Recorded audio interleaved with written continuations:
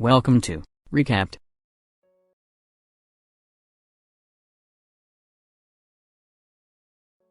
The movie begins with Eddie Moore, who is an unemployed writer. He has a contract to write a book but is more talk than action. He has writer's block. At lunch with his girl Lindy, she gives him his keys back and breaks up, frustrated with his lack of career progress while she has recently been promoted to editor. Walking morosely down a New York street, he bumps into his ex-brother-in-law, Vernon, whom he hasn't seen for 9 years. Vernon is friendly and invites Eddie for a drink. They talk about Melissa, who is living upstate. Eddie confesses he is behind schedule on the book and doesn't progress much. Vern, currently consulting with a pharmaceutical company, passes Eddie a new brain drug set for market release next year, and told him that it will help him with his critical problems. Vern has to go but leaves his business card. Eddie takes the pill on his way home. In the stairwell he bumps into the landlord's wife, where she rails him about late rent and lack of career. The drug begins to take effect, and Eddie notices things with clarity. He starts talking to the woman confidently about legal studies and remembered books that he have read in the past. A short time later, they write her law school paper together, then have sex. Back in his apartment, Eddie notices the mess and quickly cleans up and put his belongings on their right place. He then gets on his laptop and starts writing. The words fly. The next morning the drug wears off and he is back to his normal life, but he has several hundred pages of his book printed out. He takes them to his editor, who eyes them warily. At his apartment, he checks his voicemail. The editor is anxious to talk. She has read 40 pages and is impressed. He became so excited. Eddie goes to visit Vernon. Vern's face is bloodied but won't say what happened. Eddie was eager to get more of the drug and what the drug was. So, he explains the drug is called NZT-48 and asks Eddie to pick up his dry cleaning and some food for another pill. On return to the apartment, Vern is on the sofa, dead, and the apartment upside down. Eddie, stunned and scared, settles down and calls 911. Waiting for the cops to arrive, he searches for the NZT-48 stash and finds a plastic baggie full of the pills inside the oven, along with a wad of cash and an address book. He hides the stash just in time before the police arrives. At the police station, he receives a call from Melissa, his ex-wife. She asks if Vernon gave him some stuff or not, but he doesn't tell her. He started taking the pills every day. He learns piano, cards, fitness, new languages, and talks like he know it all about and impress people with the knowledge he has. He makes a lot of new friends. One of his listeners, stockbroker Kevin, gives him his business card. Thereafter, Eddie is invited to a jet-set beach party down south. He zooms around with a babe and a Maserati, then shows off by cliff diving from over 100 feet. He slowly starts day trading but needs more capital quickly. A cafe owner sets him up with a Russian loan shark, Gennady. The Russian hands him $100,000 but threatens to skin him alive if he doesn't pay it back. Eddie uses the money and quickly hits off, making $2 million in just 4 days. Everyone was impressed by his work. Job offers and reporters call. Kevin offers a meeting with elite entrepreneur Carl Van Loon. At dinner, Lindy is impressed with the new Eddie. They reconnect. Eddie's photo appears in the paper as a mystery trader. While they were together, Eddie notices a man in a tan coat seems to be spying on them. Eddie meets corporate trader Carl Van Loon in a restaurant. He jokingly claims medication as his secret, then expounds on his knowledge and hints at a formula based on mass psychology. In a limo, Carl tests Eddie by asking him to review a file of different companies. Eddie gleans there is a major merger in the works. Carl dropped off Eddie in Chinatown and invites him the next day for another meeting. He comes across a lot of bullies, but unintentionally he recalls Bruce Lee movies to help him battle a gang of muggers in a subway station. He then ends up in a bar and meets new friends and make out with a blonde woman. The next day he finds himself back to normal, limping but without memory of recent events. His can of NZT-48 is nearly empty and he can't decipher the corporate files anymore. He calls to beg off the meeting with Carl, but Kevin convinces him to attend. During the meeting, on the TV, Eddie notices a news item about the murder of a blonde woman in a hotel the previous day. He excuses himself and vomits outside, fearing he may have killed the girl during his blackout.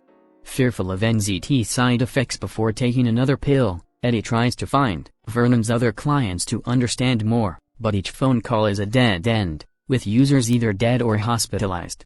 The next call he makes coincidentally rings the phone of the tan-coat tough guy sitting on the other side of a parquet. Eddie realizes the connection first and makes an escape. He meets his ex-wife Melissa in a cafe. She is a strung-out junkie who admits she took NZT, too, but stopped taking it when she realized no one could operate at that level of mental activity without bad consequences, then found out from Vernon that other users had died. Now off of it for 2 years, she cannot concentrate for more than 10 minutes and her life is a mess. He asks if she knows about the people who make it, but she denies having any information about it. Gennady finds Eddie and demands his money, and starts fighting with him. During the argument he spots the pill in Eddie's hand and swallowed it. He feels good and, after getting his money back, he lets Eddie go. Eddie, sick and bedraggled, staggers into Lindy's office. He tells her everything, admits he needs the drugs, and admits hiding his main stash in her house. Leaving Eddie collapsed on the floor of her office, she recovers the plastic bag herself, but in the taxi coming back, the man in the tan coat from the parquet attacks. He viciously kills 2 bystanders that try to help her and she runs off and hides in Central Park. She phones Eddie, who encourages her to take one of the pills.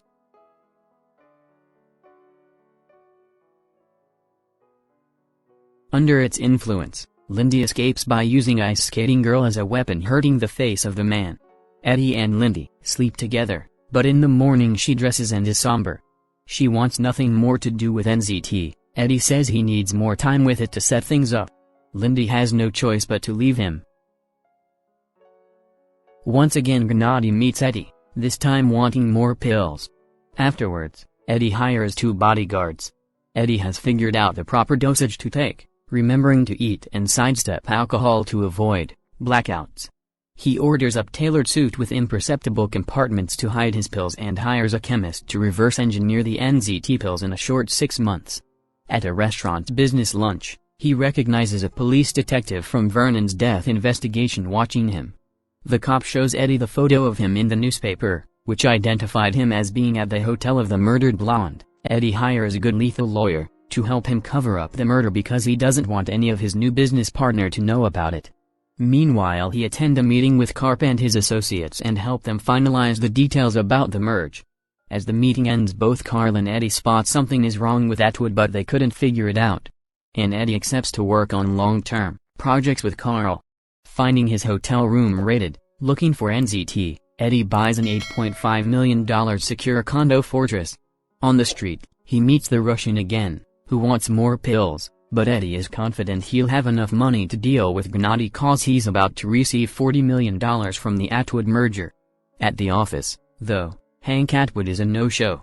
Carl and Eddie meet Hank Atwood's wife, who tells them Hank is in the hospital. The deal will close when he gets better. On the street he notices Mrs. Atwood's scarred limo driver, the man with the tan coat, and realizes Atwood must be an NZT user as well, who won't get better because he's run out of NZT. For now, Eddie must go to the police station and stand in an ID lineup, but his lawyer, Morris, gets him released. At the office, Carl is upset. Atwood is in a coma and Carl wants to know where Eddie has been, thinking Eddie knows what is going on and suspecting betrayal. In the washroom Eddie discovers his pills are missing, someone has stolen it. A box arrives addressed to him. Inside the box, he found the hands of his 2 bodyguards. At the condo Eddie watches TV and sees Mrs. Atwood and her lawyer, who's also his lawyer, Morris. As he realizes that's where his hidden pills went, he sees the Russians coming for him from the security cameras, who assault his steel door with a chainsaw. Eddie goes to the balcony edge, ready to kill himself. He suddenly remembers where one last NZT pill is and tries to retrieve it but loses it as the Russians break in. Gennady shoots up his own last pill converted into an injectable form and informed him this is the best way to increase its effectiveness. With one final thrust, Eddie manages to turn the tables and kill Gennady. The other 2 Russian thugs, having been busy cracking Eddie's safe with drills, return to the room.